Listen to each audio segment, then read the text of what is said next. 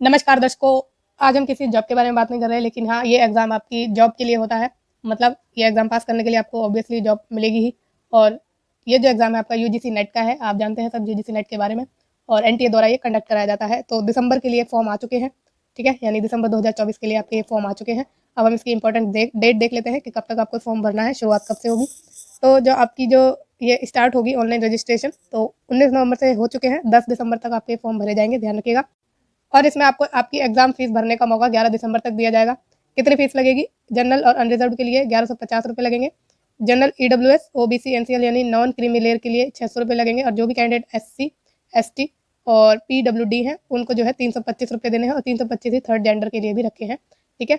और नेक्स्ट हम बात करें तो करेक्शन करने को भी इसमें आपको मिलेगा, जो कि 12 दिसंबर से 13 दिसंबर तक आपके लिए ये खुला रहेगा। बाकी आपको किस सिटी में एग्जाम देना है ये सब आपको बाद में बता दिया जाएगा। अब ड्यूरेशन ऑफ एग्जाम कितनी है वो देख लेते हैं। तो अच्छा, डेट ऑफ एग्जामिनेशन पहले देख लीजिए। 1 जनवरी से 19 जनवरी 2025 के बीच में आपके इसमें एग्जाम होंगे। ड्यूरेशन क्या है आपकी? 180 मिनट मिलेंगे, यानी 3 घंटे का पेपर होगा। कोई ब्रेक बीच में नहीं होगा। पेपर 1 एंड 2 के, पेपर 1 सेक्शन 1 रहेगा और and paper 2 section 2 constitute complete examination paper for 3 year duration, ठीक है। तो टाइमिंग जो है बाद में बताई जाएगी। एग्जाम सेंटर वगैरह सब आपको एडमिट कार्ड में बता दिया जाएगा, ठीक है। अब चलते हैं हम थोड़ा आगे और जानते हैं कि ये एग्जाम देने के लिए आप किस किस जॉब के लिए एलिजिबल हो जाएंगे, ठीक है। तो देख लेते हैं सबसे पहले वो, क्योंकि डाउट होगा काफ़ी लोगों को, काफ़ी कैंडिडेट्स को।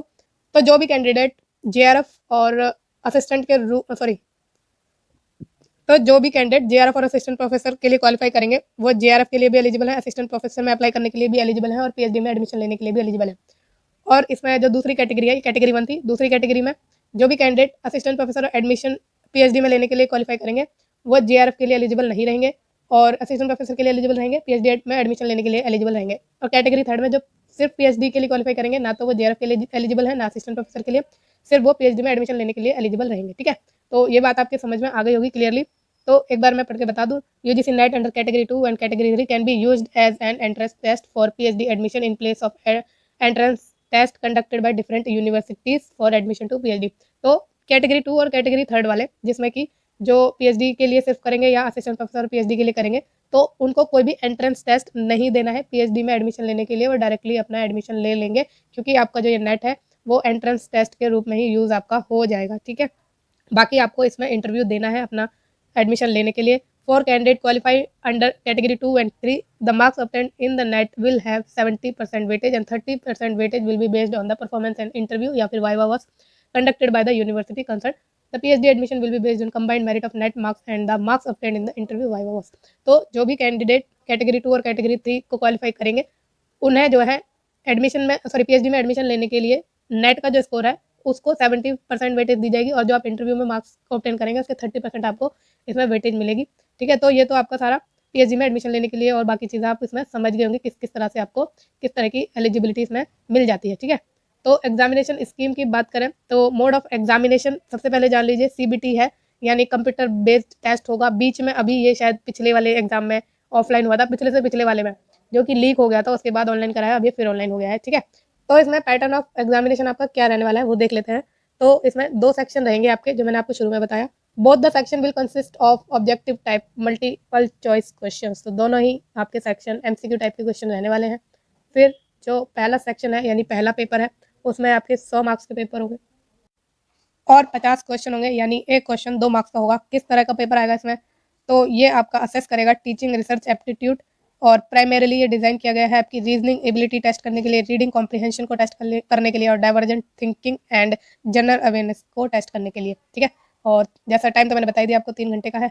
और दूसरा जो सेक्शन है आपका यानी दूसरा पेपर, उसमें 200 मार्क्स के क्वेश्चन होंगे, 100 क्वेश्चन होंगे और ये आपका सब्जेक्ट जो भी होगा ना उसके क्वेश्चन आपसे पूछे जाएंगे। जो भी आपके डोमेन की नॉलेज है वो आपकी टेस्ट की जाएगी। अब हम नेक्स्ट बात करें तो the list of subjects and their codes of UGC NET are given at appendix 2। तो अपेंडिक्स 2 में आपके सारे सब्जेक्ट दिए गए हैं कि किस किस सब्जेक्ट का नेट होगा और उसके कोड साथ में दिए गए हैं। अब बात करें हम आगे मीडियम ऑफ क्वेश्चन पेपर, तो क्या रहेगा मीडियम क्वेश्चन पेपर का? वो इंग्लिश और हिंदी में आपके पेपर आएंगे, ठीक है, एक्सेप्ट लैंग्वेज नॉलेज, ठीक है। हिंदी या इंग्लिश में तो आपको पेपर देना है अपना, और जो भी आपके लैंग्वेज के पेपर है वो आपके लैंग्वेज में ही होंगे, उसका कोई ऑप्शन आपको नहीं दिया जाएगा। अब option for medium of question paper should be carefully chosen. तो आप ठीक तरीके से चुन लेना, केयरफुली चुन लेना अपना जो मीडियम ऑफ क्वेश्चन है, ठीक है। आगे बात करें, candidate are required to answer in the medium as per option exercise in the application. तो जो भी एप्लीकेशन फॉर्म में आप चूज करेंगे अपनी लैंग्वेज, मतलब मीडियम ऑफ क्वेश्चन, मतलब जिस भी मीडियम में, हिंदी या इंग्लिश में आप देना चाहते हैं, जो भी आप चूज करेंगे हिंदी या इंग्लिश, उसी में आपको अपना पेपर देना है। In case of any ambiguity in translation construction of question in the exam, its English version shall be treated as final and the decision of NTA shall be final in this regard. तो अगर English या हिंदी के question में अलग अलग है कुछ भी, तो इंग्लिश का ही जो वर्जन है उसको फाइनल माना जाएगा, ठीक है। तो हिंदी में अगर आपको कुछ चेंज लग रहा है तो इंग्लिश को ही सही मानकर, इंग्लिश का क्वेश्चन मतलब इंग्लिश में पढ़कर उसको समझकर वही आंसर आपको करना है हिंदी में अगर अलग है तो, ठीक। अब मार्किंग स्कीम इसमें दी गई है, तो मैंने आपको बताया कि हर एक क्वेश्चन 2 मार्क्स का है, ठीक है। करेक्ट आंसर के लिए 2 मिलेंगे और आपको कोई नेगेटिव मार्किंग इसमें नहीं है, ठीक है। ध्यान रखिएगा ये चीज़। तो आप सारे अपने अटैम्प्ट कर सकते हैं, जहाँ तुक्का आपको लगे वहाँ आप इसे तुक्का भी मार सकते हैं, ठीक। If the question is found to be incorrect, ambiguous और has multiple correct answer, only those candidate who have attempted the question and chosen one of the correct answer would be given the credit. अगर किसी question के accidentally एक से ज़्यादा सही उत्तर निकल जाते हैं और वो क्वेश्चन आपने अटेम्प्ट करा है, तो आपको उसके मार्क्स मिलेंगे, अदरवाइज नहीं मिलेंगे, ठीक है। ध्यान रखिएगा। If a question is found to be incorrect and the question is dropped, then 2 marks will be awarded to the only those candidate who have attended the question. इसी तरीके से अगर कोई क्वेश्चन गलत है तो जिन भी कैंडिडेट ने वो क्वेश्चन अटेंड करा होगा उन्हीं को 2 मार्क्स दिए जाएंगे और बाकियों को नहीं दिए जाएंगे। अब नेक्स्ट बात करें तो since there is no negative marking, candidate needs to choose one of the most appropriate option as correct answer, right. तो नेक्स्ट चलते हैं अब हम, ठीक। आ गए हम चैप्टर 2 एलिजिबिलिटी एंड क्वालिफिकेशन पर। तो अब नेट को भरने के लिए आपके पास क्या क्वालिफिकेशन चाहिए वो हम देख लेते हैं, ठीक है। अब जो भी कैंडिडेट जनरल है, अनरिजर्व जनरल, ईडब्ल्यूएस है, उनके 55% मार्क्स होने चाहिए अपनी मास्टर डिग्री में या कोई इक्वलेंट डिग्री में, ठीक है। मास्टर लेवल की ही इक्वल किसी डिग्री में आपके जो है 55% मार्क्स होने चाहिए। और अगर आप SC ST OBC कैटेगरी से बिलोंग करते हैं या PWD या थर्ड जेंडर से बिलोंग करते हैं तो आपके 50% मार्क्स होने चाहिए आपके पोस्ट ग्रेजुएट की डिग्री में, ठीक है। ध्यान रखिएगा परसेंटेज का, तभी आप इस फॉर्म को भर सकते हैं। 55 जनरल के लिए है और 50% जो है आपके रिजर्व कैटेगरी के लिए है। 5% की रिलैक्सेशन रिजर्व कैटेगरी को दे दी जाती है। Candidate who are pursuing their master degree और इक्विवेलेंट कोर्स और candidate who have appeared for their qualifying master degree and final year examination and whose result is still awaited और candidate whose qualifying examination have been delayed may also apply for this test।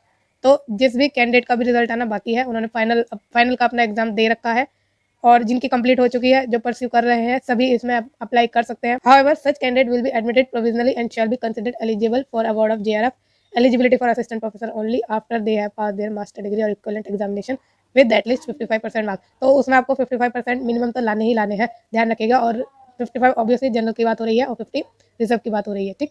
Such candidates must apply their master degree और equivalent examination within 2 years from the date of NET result. तो आपको जो है complete करनी है master degree या equivalent जो भी आप कर रहे हैं विद इन 2 year, 2 साल के अंदर अंदर आपको अपनी मास्टर डिग्री कंप्लीट कर लेनी है। काफ़ी लंबा पीरियड देते हैं, तो जो भी फाइनल ईयर में है उनका रिजल्ट आ गया तो अच्छी बात है, लेकिन अगर वो किसी वजह से कुछ भी आपका फेल ईयर आपको मिलता है तो आपको 2 साल के अंदर अपना जो है मास्टर डिग्री कंप्लीट करनी है और ये नेट के रिजल्ट जब आएगा उसके 2 साल के अंदर आपको कर लेनी है और रिक्वायर्ड परसेंटेज के साथ करनी है। अगर आप ऐसा नहीं कर पाते तो आपको डिस्क्वालीफाई कर दिया जाएगा। अब चलते हैं हम आगे। However those candidates who qualifies for admission to PhD only must complete their master degree और equivalent examination within 1 year from the date of NET result with required percentage of marks. तो जो भी PhD के लिए qualify करेंगे और उनकी master degree नहीं हुई है तो उनको नेट का रिजल्ट आने के 1 साल के अंदर अंदर अपनी मास्टर डिग्री कंप्लीट करनी है विद रिक्वायर्ड परसेंटेज, यानी 55% मार्क्स अगर वो जनरल कैटेगरी से हैं और 50% मार्क्स अगर वो रिजर्व कैटेगरी से हैं, तो उनको इस परसेंट के साथ अपनी जो है मास्टर डिग्री कंप्लीट कर लेनी है। अगर वो नहीं कर पाते तो उनको डिस्क्वालीफाई कर दिया जाएगा। अब नेक्स्ट बात करें तो candidate belonging to third gender category are eligible to draw the same relaxation in fee, age and eligibility criteria for NET that is JRF and assistant professor as are available to SC ST PWD category. तो third gender को भी वही relaxation मिलेगा जो SC ST PWD categories को मिलता है JRF और असिस्टेंट प्रोफेसर की एलिजिबिलिटी क्राइटेरिया में। फिर नेक्स्ट बात करें the subject wise qualifying cut off for this category would be lowest among those SC ST PWD OBC NCL general EWS category in corresponding subject. तो उनकी lowest जाएगी third gender की cut off SC ST PWD OBC general के मुकाबले, ठीक। अब next बात करें तो the PhD degree holders whose master's level examination have been completed by 19 September 1991 shall be eligible for a relaxation of 5% in aggregate marks that is from 55% to 50% for appearing in NET। तो जो भी candidate PhD holder है और उनकी जो master degree है वो complete हो चुकी है 19 सितंबर 1991 से पहले, तो उनको भी जो है रिलैक्सेशन दिया जाएगा 5% का अपने मार्क्स का, ठीक है। 5% मार्क्स का मतलब जैसे कि जिनके 55% है उनको 50% में एलिजिबल कर लिया जाएगा फॉर्म भरने के लिए नेट का। फिर नेक्स्ट बात करें the list of post graduation course and their codes is given at appendix 5। तो इनके जो आपके कोड है वो दे चुके हैं, ये अपेंडिक्स 5 में सारे सब्जेक्ट दे चुके हैं। नेक्स्ट बात करें candidate are advise to appear in the subject of their post graduation only. तो जिस भी सब्जेक्ट में आपने पोस्ट ग्रेजुएशन की है उसी के लिए आप अपीयर हो अपना पेपर देने के लिए। The candidate whose post graduation is not covered in the list NET subject attach as appendix 2 में appear in the related subject. तो जिन भी कैंडिडेट के सब्जेक्ट नहीं है वो अपना अपेंडिक्स 2 में पहले चेक कर लें कि उनका है कि नहीं। अगर नहीं है तो वो उससे रिलेटेड किसी सब्जेक्ट में जो है अपीयर कर सकते हैं एग्जाम देने के लिए। जैसे सोशल साइंस का जो सब्जेक्ट होते हैं उनसे रिलेटेड आप आराम से अपना पेपर दे सकते हैं। नेक्स्ट बात करें the candidate having passed 4 year या 8 semester bachelor degree programme should have a minimum of 75% marks in aggregate and its equivalent grade on a point scale wherever the grading system is followed. A relaxation of 5% marks or its equivalent grade may be allowed for those belonging to SC, ST, OBC, differently abled, economic weaker section, यानी economically weaker section and other categories of candidate as per the decision of commission from time to time।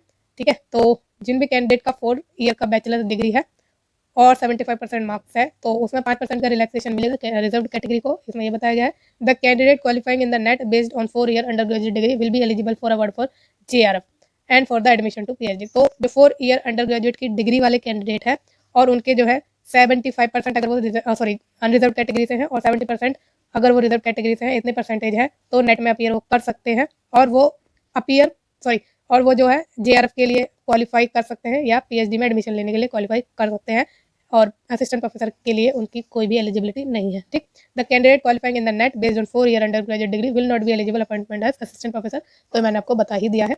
फिर next है the candidate who are pursuing 4 year 8 semester bachelor degree programme and are in their last semester year also apply for the test. तो जो अपने last year में है 4 year की degree में, bachelors की डिग्री में, वो भी इसमें अप्लाई कर सकते हैं जो मैंने बताया आपको।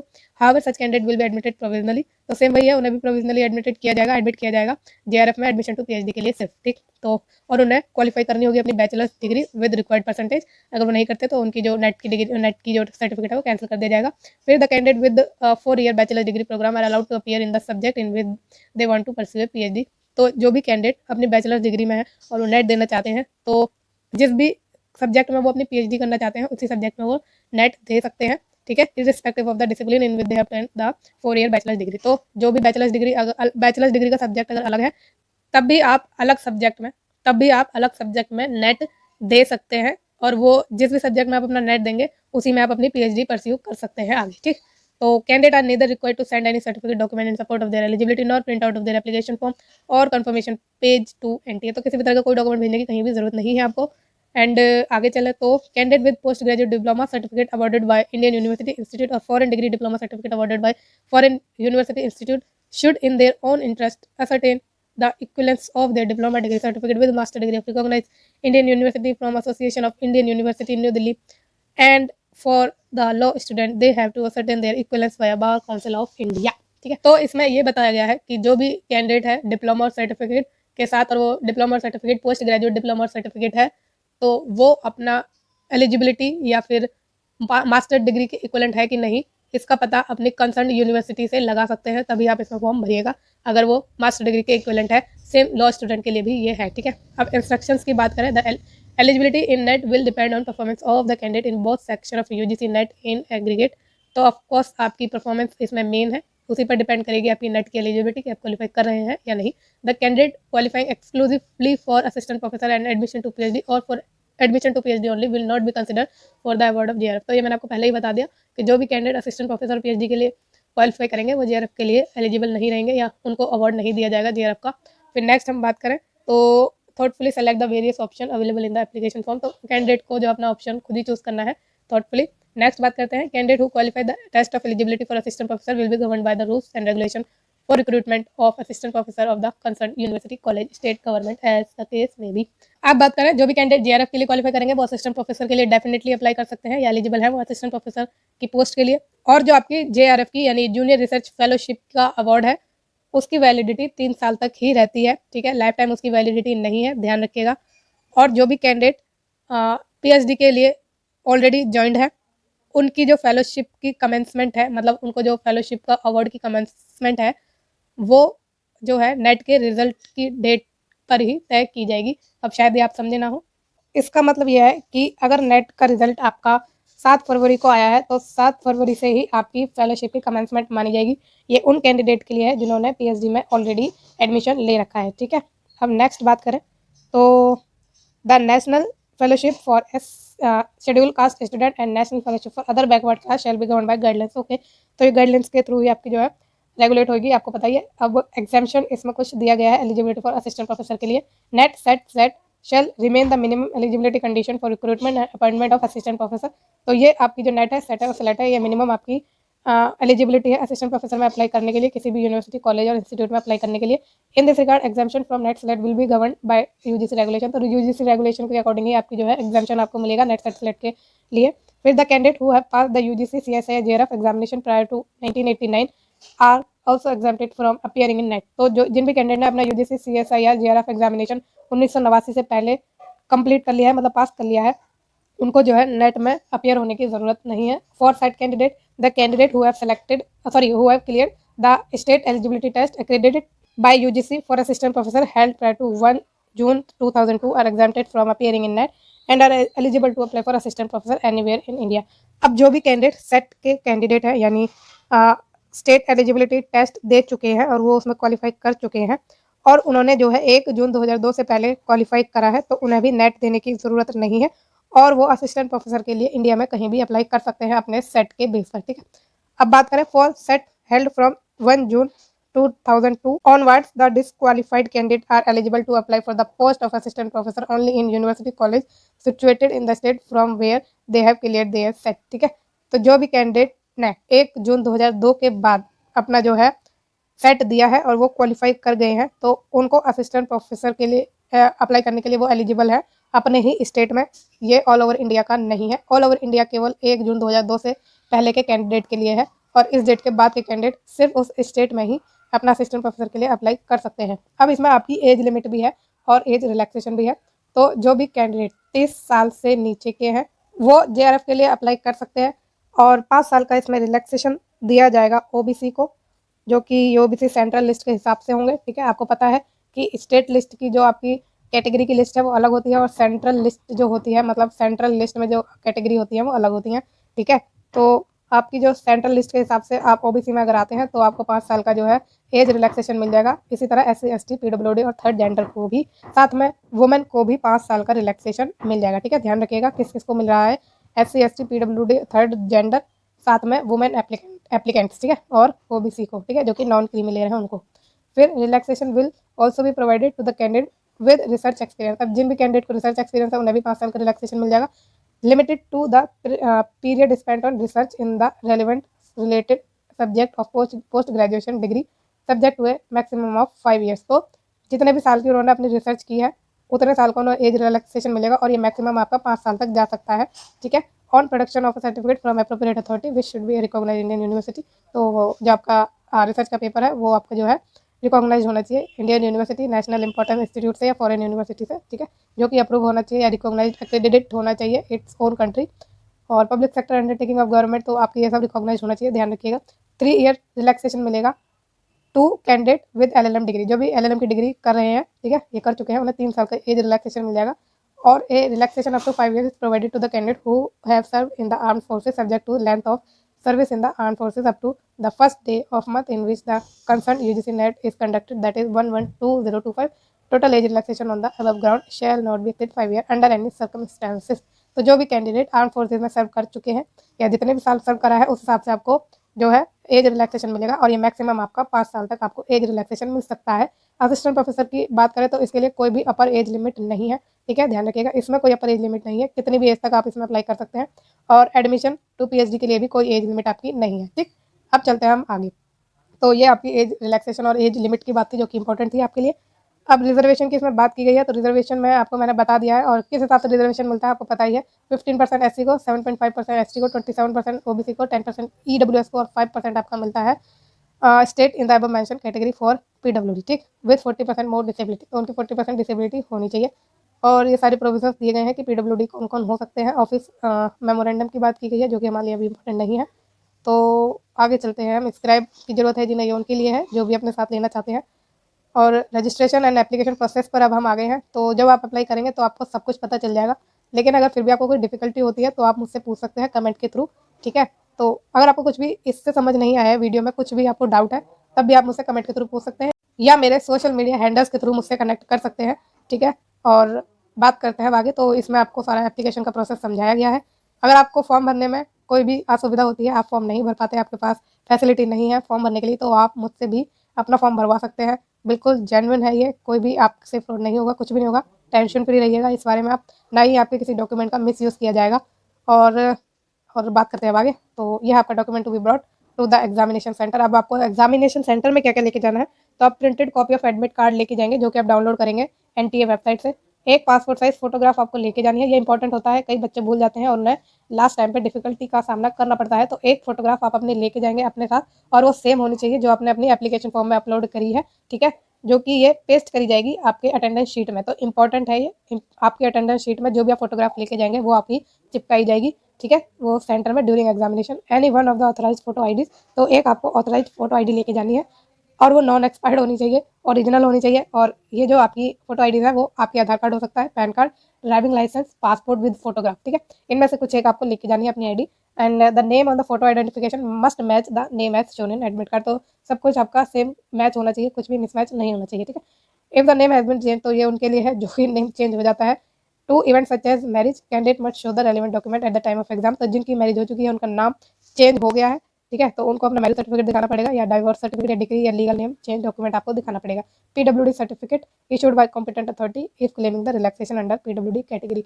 तो ये पीडब्ल्यूडी सर्टिफिकेट उनको लेके जाना है जो अपना पीडब्ल्यूडी कैटेगरी के लिए भर रहे हैं, ठीक है? रिपोर्टिंग टाइम की बात करें, that candidate shell report at the examination centre 2 hour before the commencement of examination so as to complete the frisking and registration formalities well before time। तो registration desk will be closed 30 minutes prior to the examination। तो इसमें कह रहे हैं कि 2 घंटे पहले आपको एग्जामिनेशन सेंटर पे पहुंच जाना है। तो आपके एडमिट कार्ड पर सब कुछ मेंशन होगा किस टाइम तक आपको पहुंचना है, गेट क्लोजिंग टाइम से पहले पहले आपको पहुंच जाना है, ये ध्यान रखिएगा, ठीक है?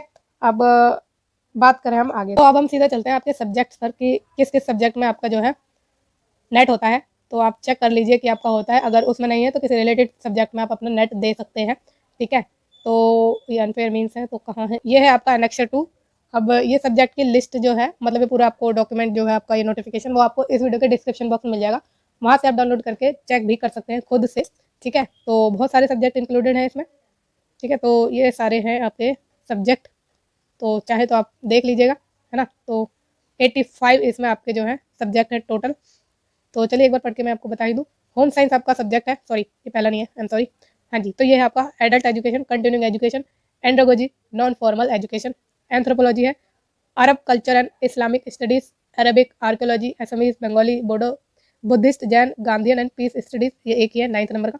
फिर Chinese, commerce, comparative literature, comparative study of religion, computer science and application, criminology, defence and strategic studies, Dogri.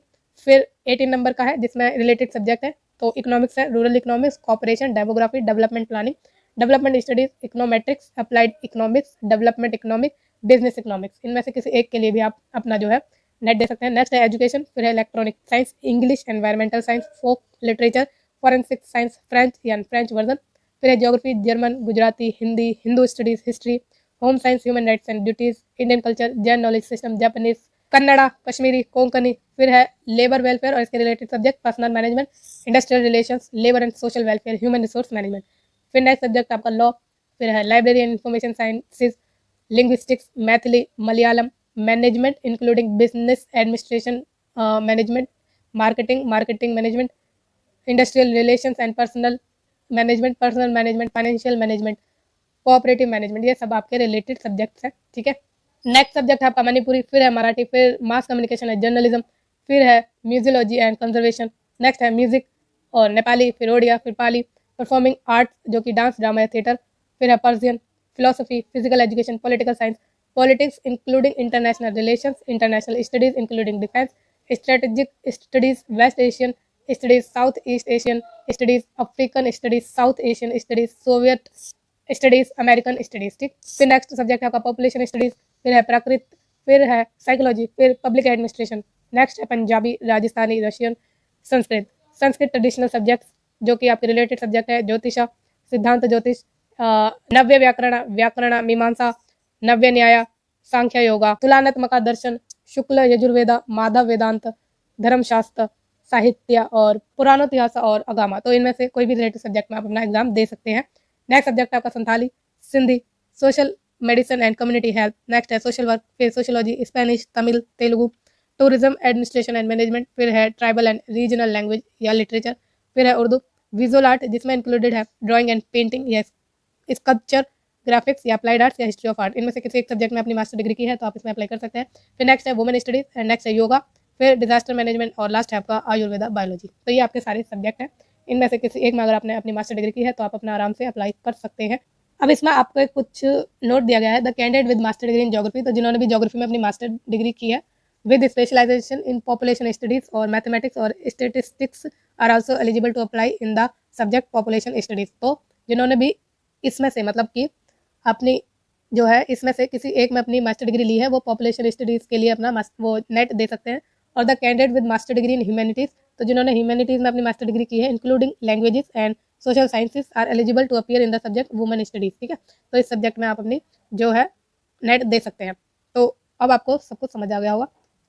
ये post graduation courses and their course तो सारे इसमें दिया गया है ना, सारे सब्जेक्ट इसमें आपके दिए गए हैं।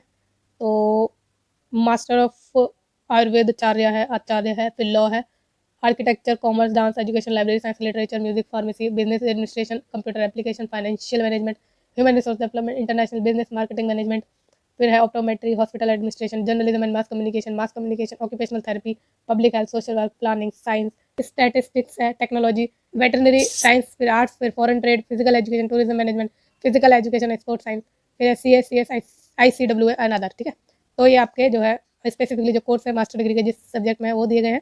और ये आपके जो है सारी चीज़ें हमने इसमें इंपॉर्टेंट जो भी है सब कुछ हमने इसमें डिस्कस कर लिया है। फिर भी अगर आपको कुछ भी डाउट है, मैंने बार बार कहा, मुझसे पूछ सकते हैं, कोई दिक्कत वाली बात नहीं है, मुझसे आप आराम से क्लियर कीजिए। और आपको ये वीडियो कैसी लगी है मुझे कमेंट के थ्रू ज़रूर बताइएगा। इस वीडियो में इतना ही। अगर आपको रेगुलरली जॉब्स की अपडेट्स चाहिए, वैकेंसीज की इन टाइम नोटिफिकेशन चाहिए तो उसके लिए इस चैनल को प्लीज़ लाइक, शेयर और सब्सक्राइब जरूर करिएगा। Thank you so much.